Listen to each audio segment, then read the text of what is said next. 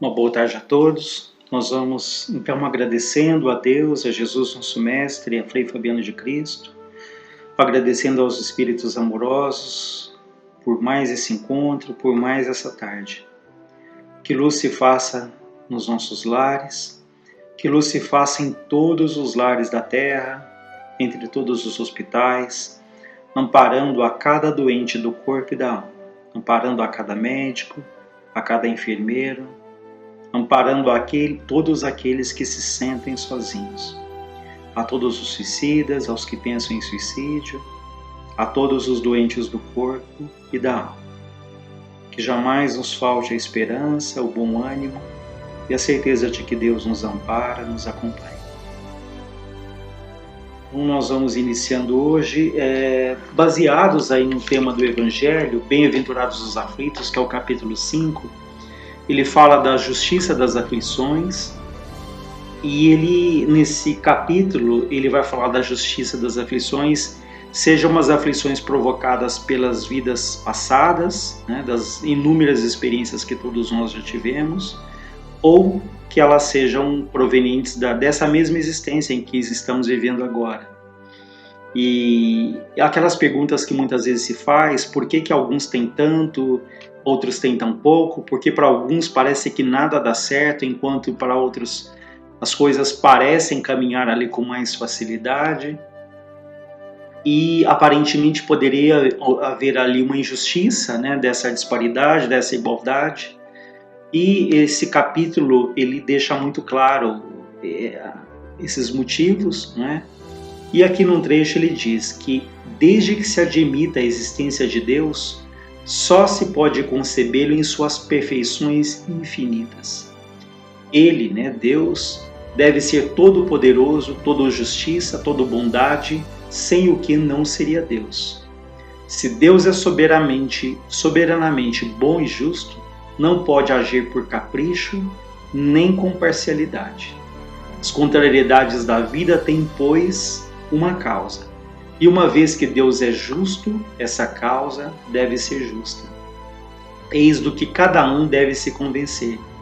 Deus, pelos ensinamentos de Jesus, colocou os homens no caminho da compreensão dessa causa, e hoje considera-os suficientemente maduros para compreendê-la. Eis porque a revela inteiramente pelo Espiritismo, ou seja, pela voz dos Espíritos.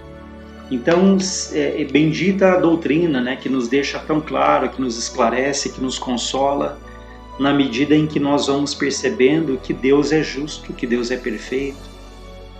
Mas quem de nós já não se perguntou por que isso está acontecendo comigo, né? Quando nós deveríamos nos perguntar por que não comigo? Por que quando acontece com um vizinho, com um parente, nós dizemos, vá, tenha fé, tenha paciência, um dia de cada vez. Mas quando acontece algo de grande impacto na nossa vida, que nos machuca, nós nos perguntamos muitas vezes, por que comigo? Então, se não é essa compreensão que a gente vai ali ao longo da vida amadurecendo, ficaria bem difícil mesmo, né? Mas sabendo que Deus é justo, que Deus é perfeito, não absolutamente nada que aconteça que de fato não haja ali um aprendizado, não haja ali um amadurecimento para o nosso próprio espírito. Mas o que é comum, seja as experiências difíceis, elas sejam provenientes de vidas anteriores ou da vida atual, o que é comum em qualquer situação é a necessidade da experiência, que é justamente um texto do livro que chama Emmanuel, que são mensagens de Emmanuel, através da psicografia do Chico Xavier, em que ele fala da necessidade da experiência. Ele nos diz, em vossos dias, a luta a cada momento recrudesce sobre a face do mundo. Inúmeras causas a determinam e Deus permite que ela seja intensificada em benefício de todos os seus filhos. Todas as classes são obrigadas a grandes trabalhos, mormente aos trabalhos intelectuais, porquanto procuram com afinco a solução da crise generalizada em todos os países. Ponderando a grande soma dos males atuais, buscam elas remédios para suas preocupações. espantadas com a situação econômica dos povos, cuja precariedade recai sobre a vida das individualidades, multiplicando as suas angústias na luta pelo pão cotidiano. O quadro material que existe na Terra não foi formado pela vontade do Altíssimo, de Deus. Esse quadro é o reflexo da mente humana, desvairada pela ambição e pelo egoísmo. Então veja que ele nos diz que em nossos dias, né, a luta se intensifica, a questão social, a questão econômica, todos buscando ali a solução para os seus problemas. E vejam que esse livro, essas mensagens vieram em 1937, ou seja, há 83 anos atrás. E vejam quanto esse texto ele é tão atual, sobretudo para o momento que a gente está vivendo, né? Em que todos buscam, independente da classe social, da classe econômica, independente da região, todos os povos buscam ali soluções, buscam se unir, né? Mas ele diz que o quadro material que existe na Terra, né, que esse cenário em que nós temos vivido nesses últimos períodos, né, ele está falando isso aqui em 1937, mas isso vem se intensificando, não é a vontade de Deus, né? Não é a vontade do Altíssimo, mas aí é o fruto, é o retrato, é o reflexo da nossa própria atitude. E ele diz que o céu admite apenas que o mundo sofra as consequências de tão perniciosos elementos, porque a experiência é necessária, como a chave bendita que descerra, né, que abre as portas da compreensão. Cada um, pois, medite no quinhão de responsabilidades que lhe toca e não evite o trabalho que eleva para as alturas. Então, o céu, Deus admite que essas questões aconteçam, que soframos as consequências de tão perniciosos elementos, como ele diz aqui. Ele reforça, a experiência é necessária. Então, é aquele exemplo que eu acho interessante de alguém que quisesse aprender a nadar, que tivesse profundos conhecimentos de aerodinâmica, sobre a água. No entanto, se essa pessoa lesse todos os livros disponíveis sobre a água, sobre aerodinâmica, sobre o movimento do corpo, se essa pessoa não cair na água, ela não vai aprender a nadar nunca, né? Então é só para traçar um paralelo. Da mesma maneira, nós podemos ali acumular o conhecimento, que ele é muito importante, né? Quantas coisas poderíamos aprender pelo conhecimento, mas na grande maioria das vezes a experiência ela se faz necessária, né? Quantas vezes é nessas experiências até difíceis, né, que nos fazem ali despertar, que nos fazem acordar. E quando nós estamos passando por aquele turbilhão que faz até que parece que tudo acontece de uma vez só, quantas vezes nós brigamos com Deus, né? Por quê comigo? Porque eu não mereço, é uma carga que eu não suporto.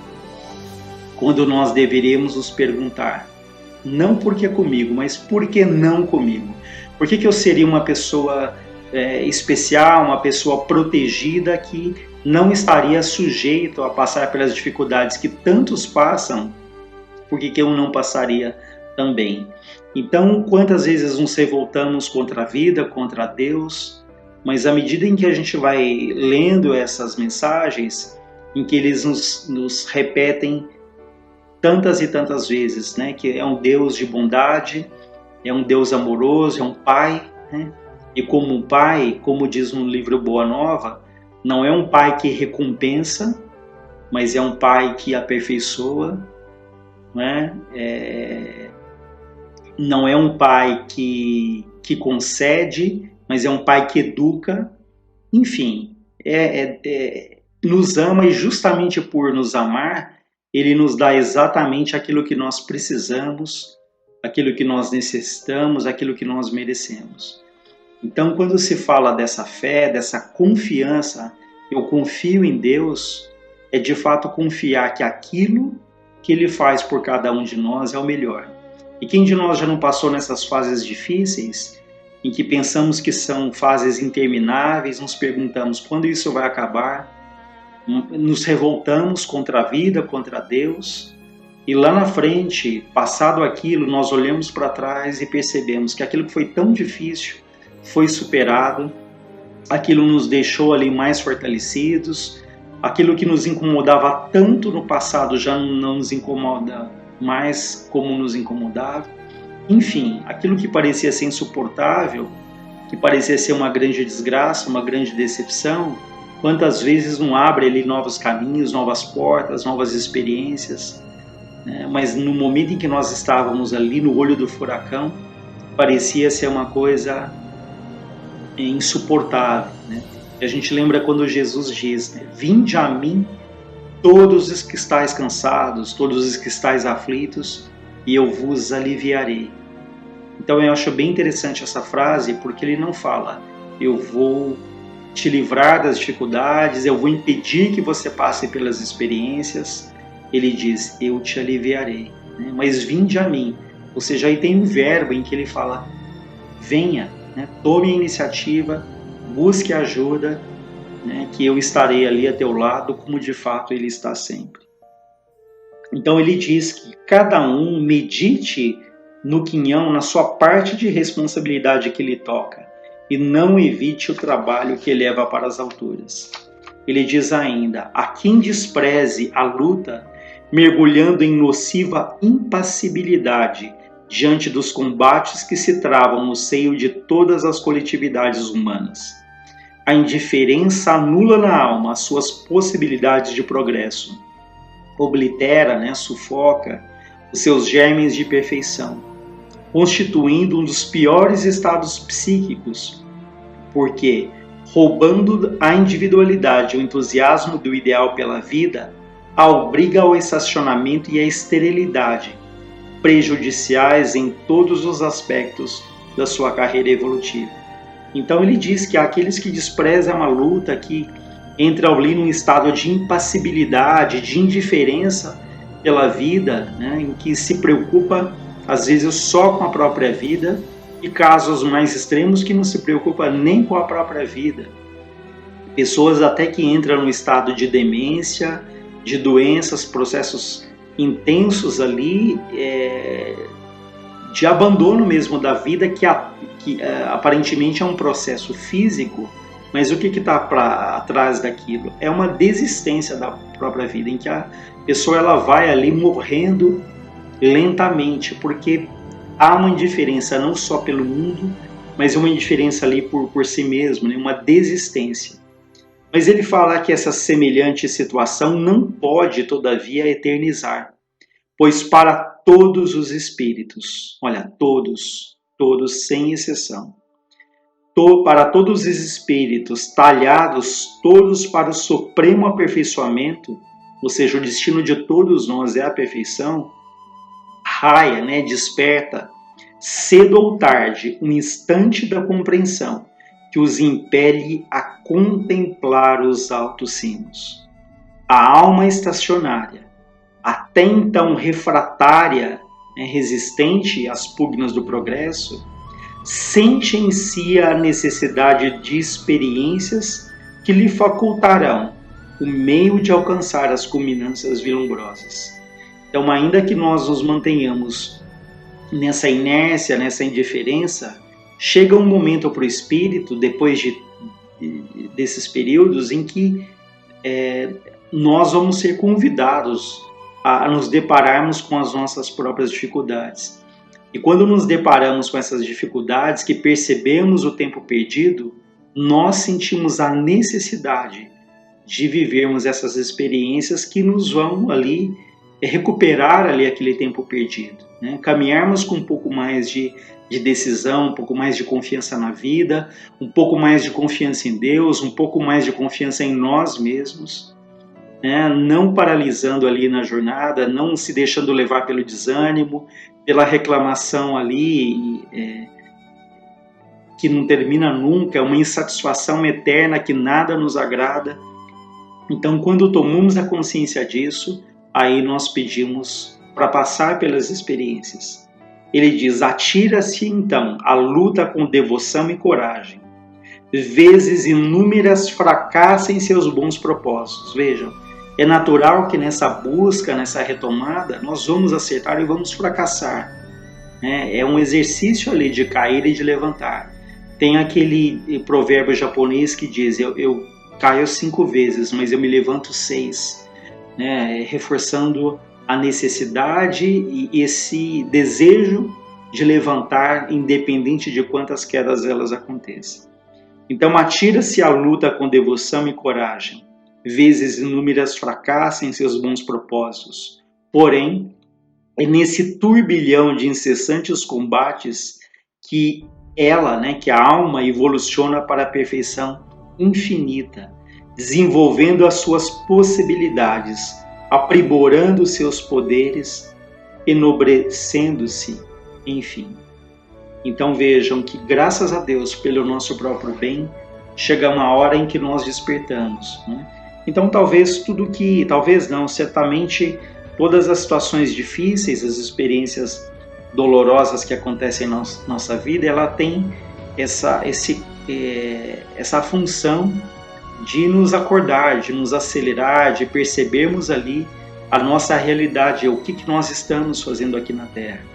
E lembrando sempre que nós aprendemos com as experiências difíceis, mas as experiências felizes, boas, também nos ensinam muito, né? E não necessariamente se paga ali, se faz o resgate somente pela dor. Eu me lembro de ter ouvido uma história de um homem que em vidas passadas ele foi um soldado.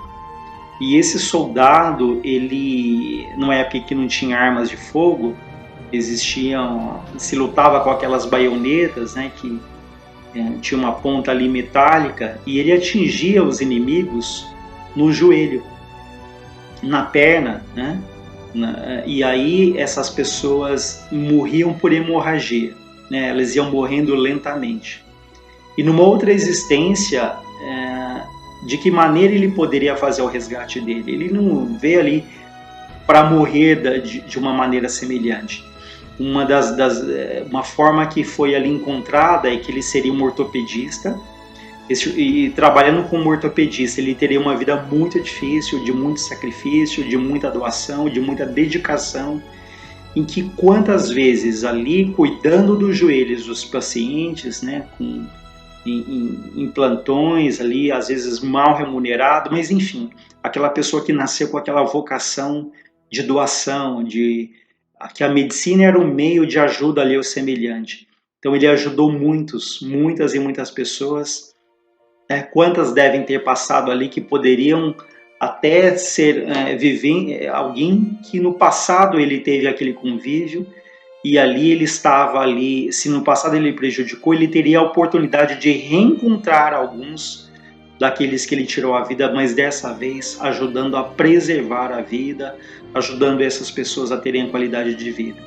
Eu acho bem interessante esse relato porque mostra que se o resgate é feito muitas vezes pela dor, né, pelas experiências, né, para que passando por elas nós entendemos ali a dor do outro, nós temos maior empatia pelo outro, mas também esse resgate pode ser feito pelo trabalho, pela dedicação, né? Então não é mais o olho por olho, dente por dente.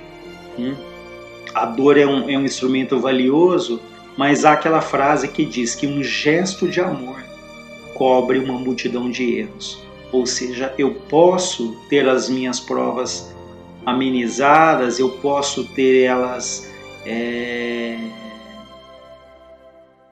um pouco menos de dor, de sofrimento, se eu me dedico, se eu procuro fazer o meu melhor, né? De novo, a frase que diz que um gesto de amor cobre uma multidão de erros. Então nós podemos sim, né, fazermos o nosso pagamento não só com a dor, mas com o trabalho, com o amor, o que para nós ainda é um exercício muito grande, né? Porque ainda temos uma visão muito individualista, muito centrada no nosso próprio bem-estar. Então os tempos atuais nos convidam a isso. Olhe para as pessoas, cuide do outro, zele pelo outro, ajude aquele que está em dificuldade maior que você, porque a gente está percebendo que nós todos dependemos uns dos outros, né? E são convites aí que a vida tem nos oferecido. Mas fica aí para nossa reflexão esse texto em que se fala da necessidade da experiência. Então, que nós aproveitemos todas as experiências como fontes de aprendizado, todas as experiências difíceis no sentido de nos perguntarmos o que a vida tem para me ensinar com isso, mas também aprendermos com as experiências boas, com as alegrias, agradecendo a Deus, vivenciando isso. E isso é exatamente essa frase, vivenciar as coisas boas. Porque podemos estarmos num dia bom em que a gente se pergunta, vai acontecer uma desgraça amanhã, porque hoje está dando tudo tão certo, né? E nós nos esquecemos de que pedimos tanto isso, pedimos tanto momentos de alegria, momentos de paz, que quando eles acontecem, nós não vivemos, nós não agradecemos, ou até percebemos que eles são bons, mas já estamos pensando no dia seguinte, em uma outra conquista. Então fica sempre essa reflexão. Aprendamos com as dores, mas também aprendamos com as coisas boas que todos têm, né? Então fica aí essa reflexão. Uma boa tarde para todos nós.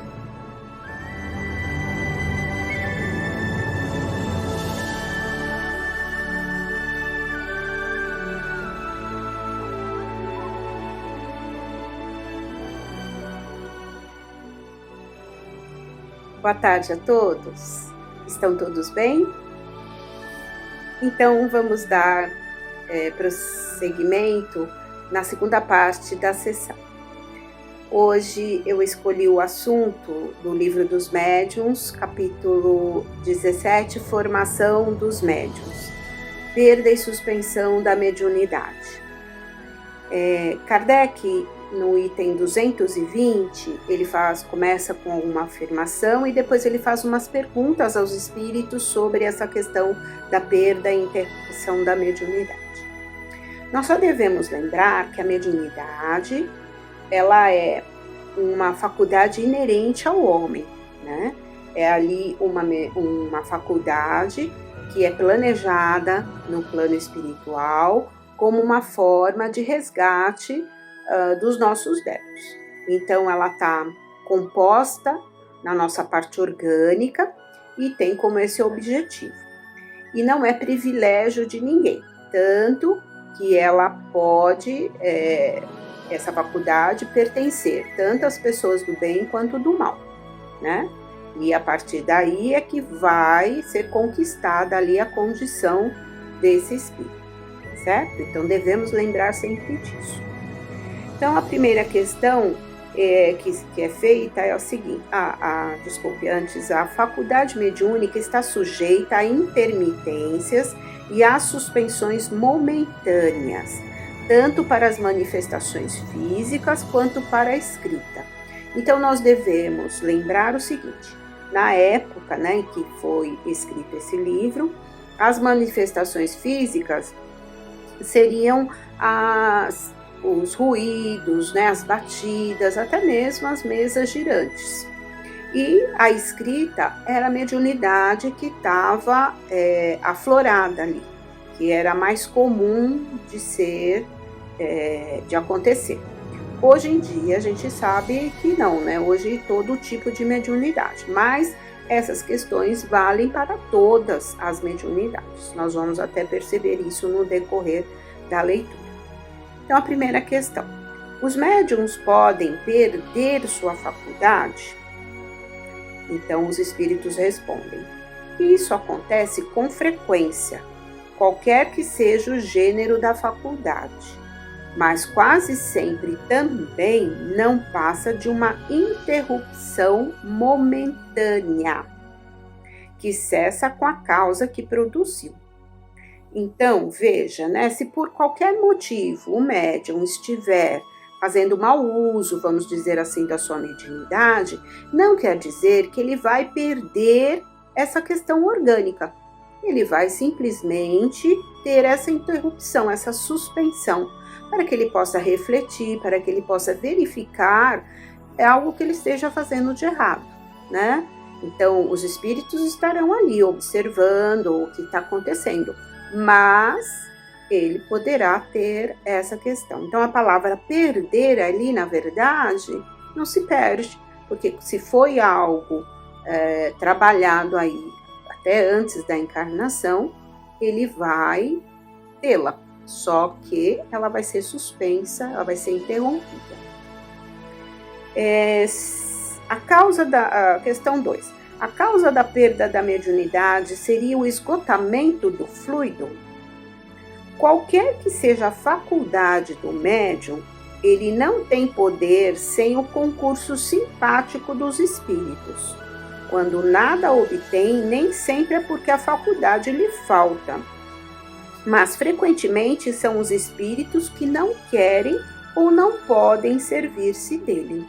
Então, o que nós observamos aqui é que para acontecer o processo mediúnico, nós temos que ter toda ali uma sintonia, né? Tanto do médium, quanto do espírito, quanto dos espíritos que estão cuidando daquele processo mediúnico. Então, se não acontecer isto, só o médium, né, não vai ocorrer esse processo. Então, essa faculdade ali tem que acontecer todo esse processo, né? Então, sem essa sintonia com os espíritos, não vai ocorrer.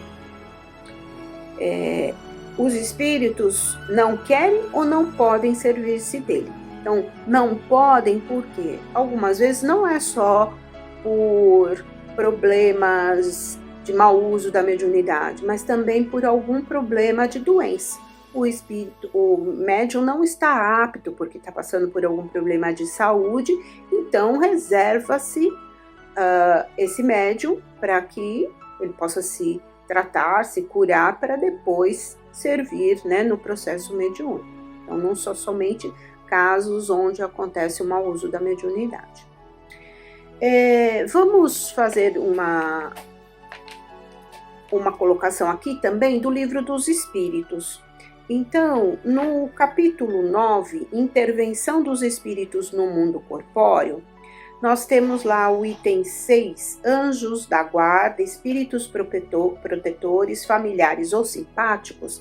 Existe uma questão que fala sobre o Espírito Protetor, então 495. Então, veja, nós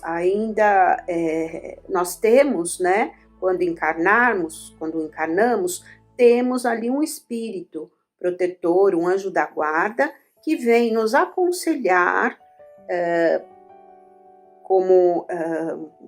nos ajudar, né, diante dos percalços da nossa vida.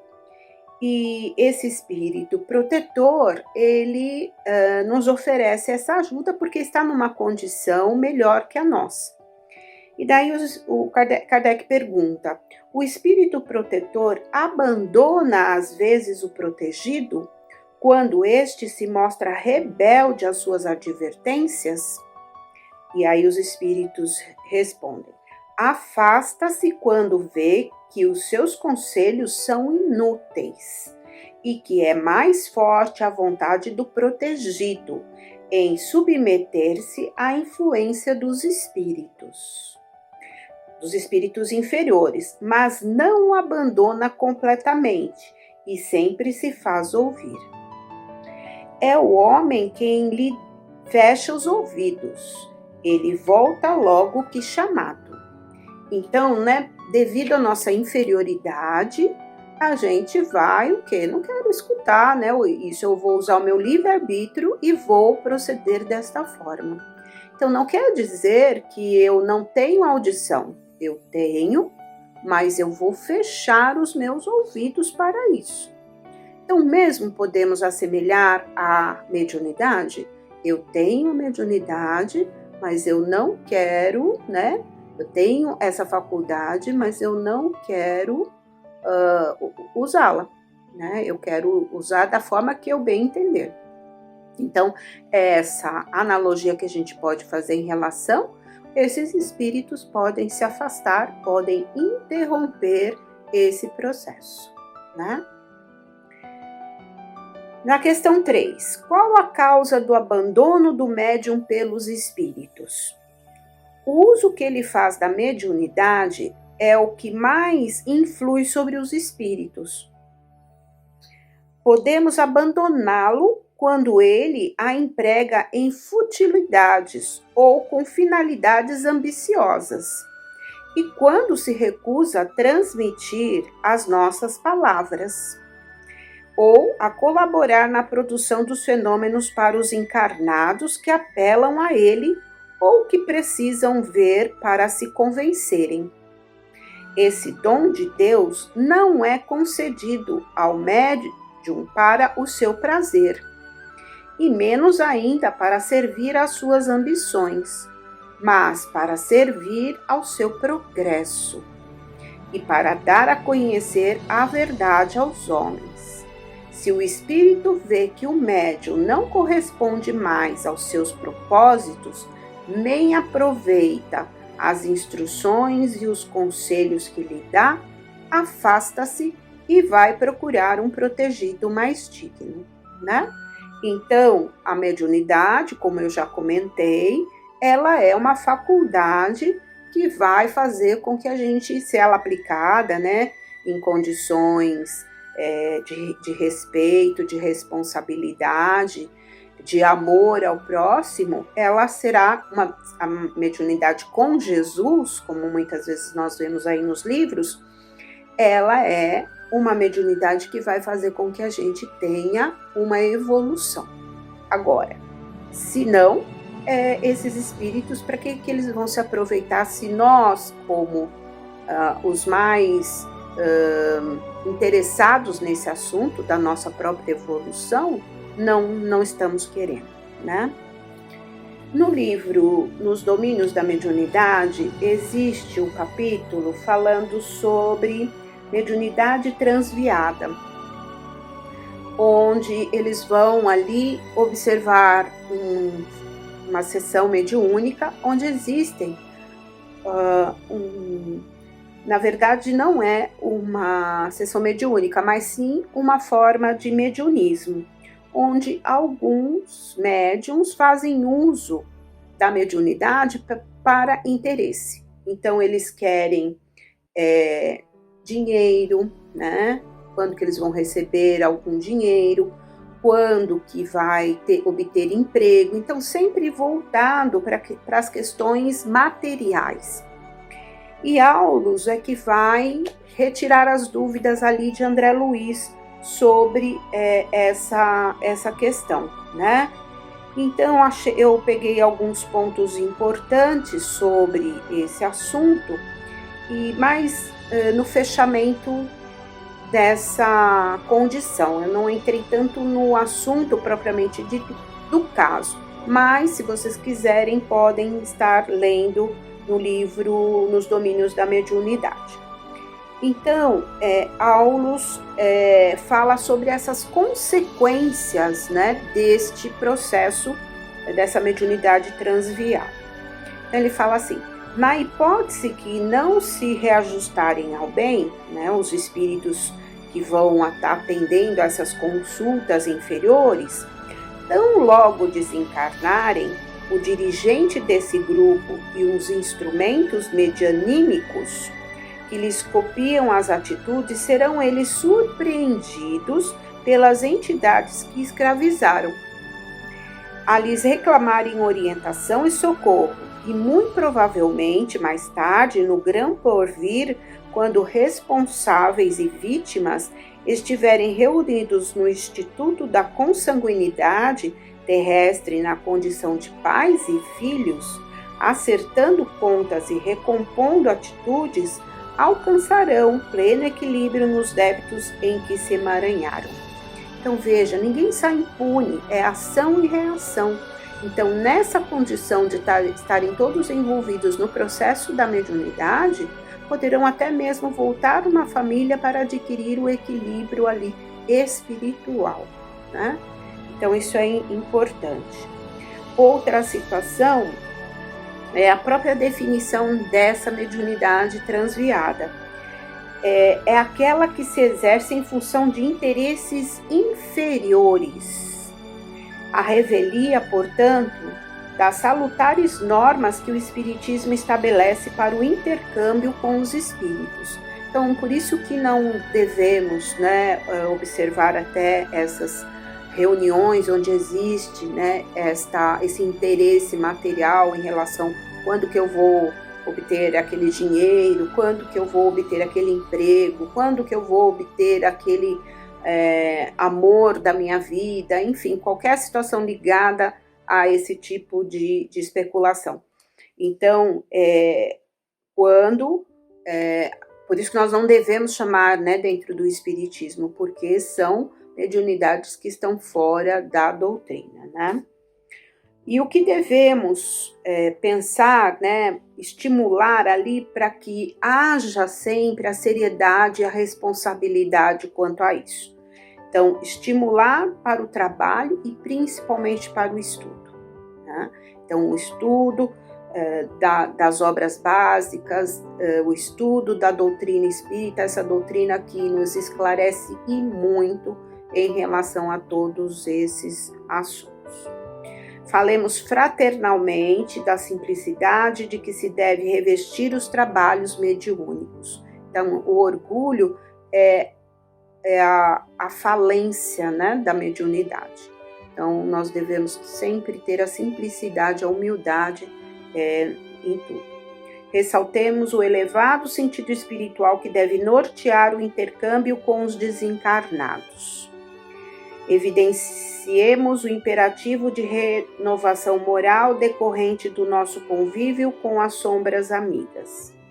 Destaquemos o respeito que devemos aos emissários do plano espiritual, que nos partilham fora do veículo físico as experiências evolutivas. Então, quantos estudos nós temos nos mostrando experiências de amigos que já passaram por situações parecidas, similares com relação a isso. Salientemos o imperativo de ajudarmos com a nossa amizade, o nosso desinteresse e os que antecederam a grande viagem. E deixemos claro, afinal, que os espíritos menos esclarecidos não são nossos escravos, mas sim irmãos empenhados na mesma luta redentora, com vistas à redenção deles mesmos e de todos nós. Colaboremos, em conclusão, para que os que se afeiçoam a mediunidades transviadas sejam amanhã, sob as bênçãos do Espiritismo, vanguardeiros da mediunidade com Jesus. Então, nós temos essa possibilidade e não encarar como irmãos, na vingança, querendo o mal para eles, mas sim espíritos que estão doentes e que um dia também estarão por lá. E ainda nesse capítulo, o Aulus conclui que cada serviço nobre recebe o salário que lhe diz respeito e cada aventura menos digna tem o preço que lhe corresponde. Então, nós não sairemos impunes a qualquer dessa situação. Na questão 4 do Livro dos Médiuns, esse comentário que eu li é do livro do Martins Peralva, Estudando a Mediunidade. Então, ele comenta também, o livro Nos Domínios da Mediunidade. Esse livro é interessante porque ele faz alguns comentários, ele explica, ele comenta todo o livro Nos Domínios da Mediunidade. Então, muitas vezes é interessante a gente também dar uma olhada e uma comparada, porque tem um comentário mais simples, e alguns pontos muito pertinentes que fazem um entendimento melhor. Então, na questão 4 do Livro dos Médiuns, voltando, ele fala: o espírito que se afasta não pode ser substituído e, nesse caso, se poderia compreender a suspensão da faculdade. Não faltam espíritos que desejam, acima de tudo, comunicar-se e estão sempre prontos a substituir os que se retiram. Mas quando este é um espírito bom, pode ter se afastado momentaneamente, privando por algum tempo de toda a comunicação. para que isso lhe sirva de lição e lhe prove que a sua faculdade não depende dele, e por isso mesmo não lhe deve servir para envaidecimento. Essa privação momentânea tem ainda o fim de provar ao médium que ele escreve sob influência de outro, pois de outro modo não haveria intermitências. De resto, a interrupção da faculdade não é sempre uma punição, demonstrando às vezes a solicitude do espírito pelo médium a quem se afeiçoou e ao qual deseja proporcionar um repouso que julga necessário. Nesse caso, ele não permite que os outros espíritos o substituam.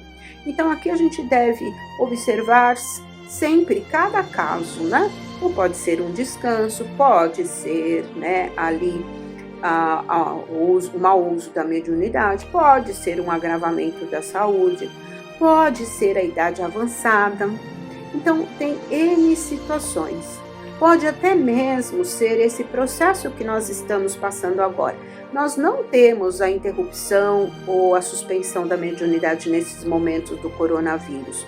Nós temos simplesmente o afastamento da casa físico, mas se nós pensarmos, o nosso pensamento é a nossa comunicação, não é? Mas se nós nos colocarmos em condição de uma prece, que devemos fazer isto, de uma leitura, do estudo que é primordial para que agora nesses momentos a gente esteja aí na colaboração com o plano espiritual, que nós devemos pensar que a situação de acolhimento desses espíritos ainda tão apegados à matéria está muito difícil, então que nós sejamos esses instrumentos de vibração de amor. Então, nós não estamos num processo de suspensão da mediunidade. Nós estamos aí colaborando de uma forma diferente. Então, de uma forma que a nossa mediunidade ela está presente, mas que nós devemos nos educar, né? Então, vale aqui a nossa reflexão para que esses momentos que nós estamos passando seja um momento de autoconhecimento da nossa mediunidade. Então, a nossa prece, o evangelho no lar, o evangelho constante, quando nos sentirmos naquela ânsia, com aqueles pensamentos difíceis. Então, é o momento da gente se recolher numa reflexão, numa prece, para que a gente possa saber lidar, né? Esse autoconhecimento. Então, devemos lembrar aqui que os momentos são difíceis, nós devemos estar redobrando o nosso controle, né? Porque não temos o socorro da casa espírita para podermos acalmar. A calma, ela deve vir de nós. E nós sabemos que onde o nosso pensamento está, os espíritos bondosos estarão ali nos ajudando, se servindo de nós, né? Então, essa perda e suspensão é para estas situações que eu falei. Estes momentos que nós estamos vivendo é um momento da condição de saúde do planeta necessário para a nossa evolução, necessário porque o planeta estava doente, mentalmente a humanidade está doente porque os pensamentos estão muito difíceis, espíritos que todos nós, né, que estamos encarnados aqui, ainda estamos muito arraigados a esses processos difíceis, né, de orgulho, de sentimentos dos mais difíceis. Então, nós estamos doentes e há necessidade de haver esses momentos de reflexão para que a gente possa se modificar. Sem dúvida nenhuma, nós não seremos iguais ao antes do coronavírus, né? Alguma coisa nós seremos melhores. E então que nós possamos perante esses momentos diante da nossa mediunidade, redobrarmos aí o nosso cuidado conosco, né, observando-nos e tendo ali a responsabilidade dessa tarefa mediúnica, né? Que por acaso estar vivendo esse momento não foi por acaso, né? Não foi. Nós escolhemos estar nesse momento para também se auto-observar, ok? Eu espero ter ajudado vocês, né, trazendo esse tema.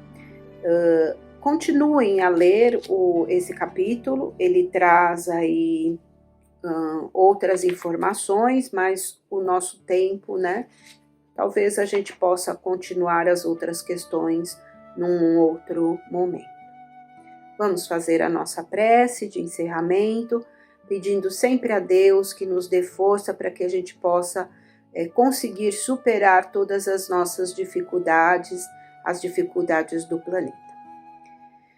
Vamos elevando então os nossos pensamentos a Jesus, nosso Mestre querido, envolvendo a todos aqueles que necessitam do teu amparo, da sua ajuda, envolvendo aos espíritos que desencarnaram por todos esses processos, que possam ser recolhidos no plano espiritual, em amor e proteção. Obrigada, Senhor, por tudo. Abençoa-nos e fortalece-nos. Pai nosso que estais nos céus, santificado seja o vosso nome. Venha a nós o vosso reino, seja feita a vossa vontade, assim na terra como nos céus. O pão nosso de cada dia dá-nos hoje e sempre. Perdoa as nossas dívidas, assim como perdoamos os nossos devedores. Não nos deixes cair em tentações, mas livra-nos de todo o mal. Deus nos abençoe, que assim seja.